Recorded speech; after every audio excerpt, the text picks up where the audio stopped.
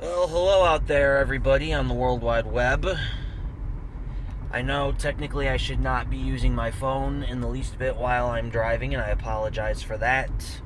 But I'm going to talk briefly about the movie that I just saw. I saw Rocketman, starring Taron Egerton, and the only other thing that I know him for besides Rocketman is Kingsman. If you remember the Kingsman movie about this sort of secret European service, if you will, of gentlemen that go around and save the world, so to speak, kind of like a MI6 James Bond type of deal with a little more panache or whatever. So he plays Elton John. That's basically all the movie is. It's just the early beginnings of Elton John. Basically, you could go on Wikipedia or any other internet site. I don't know if he's got a book out you could read on him. Fair warning right off the rip, this movie is, in fact, a musical, which is much different from the movie last year about Freddie Mercury, Bohemian Rhapsody. Now, as much as I hate to admit this, I like Bohemian Rhapsody so much better than I do Rocketman. Now, Freddie Mercury of Queen, and you have to mention that, it's only fair, and Elton John, they're both in their own right amazing artists, and I know a couple of their songs, both of them, and I can sing them at karaoke. That's totally fine. It's just, personally, I like Queen just a little bit better. They've got a little more something about them that I like. So, yeah, Rocketman, the story of Elton John, and they make this out to be more of a musical. And granted, there were at least 1, 2, 3, 4. There were a couple of things in this movie that I obviously didn't know that, you find it out and you're like, oh, okay, that makes sense, I guess. In all honesty, in my personal opinion, number one, the movie could have done with some more dialogue. Don't get me wrong, I like a musical. I saw La La Land, and that was actually a very good film in all rights, and it deserved all the awards for as much as I'm not a musical person by any means. I don't think this should have deserved to be a musical, or at least to not... Whoa, I have my heated seat on, and I don't know why that's on. I don't think it needed that many songs, or at least not that many, choreographed numbers.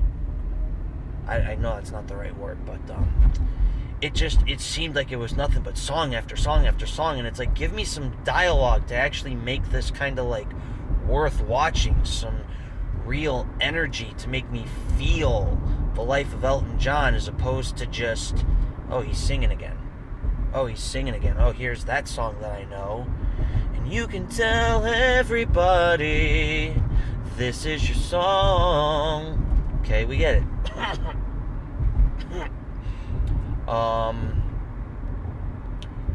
It needed a little more dialogue. It needed a little more emotion and anger in it.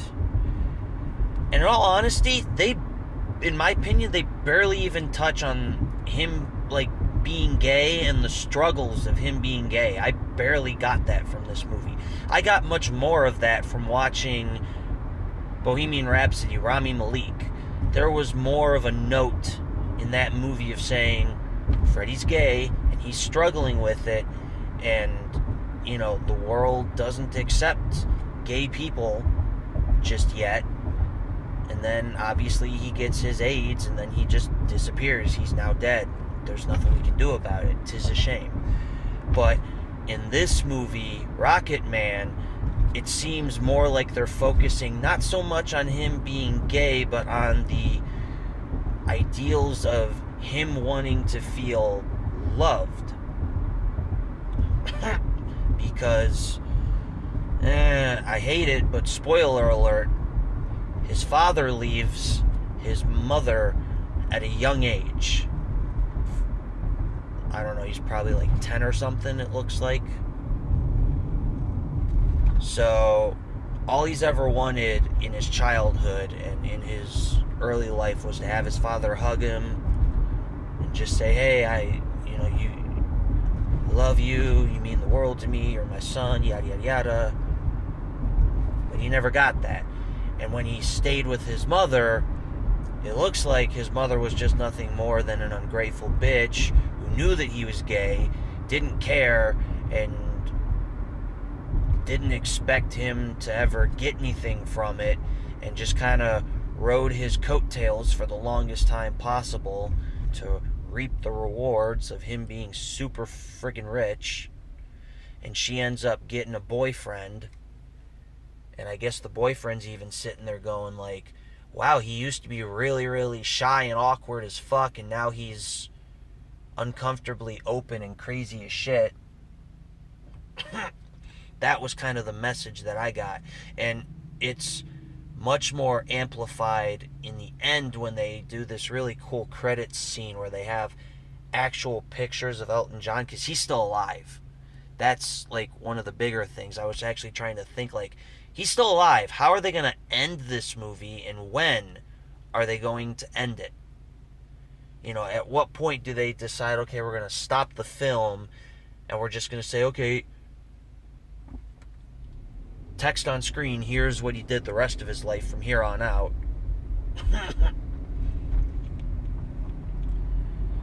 But from what I've gathered, he did lead an interesting life. He was definitely a rock star. Sober now for what they say, 28 years.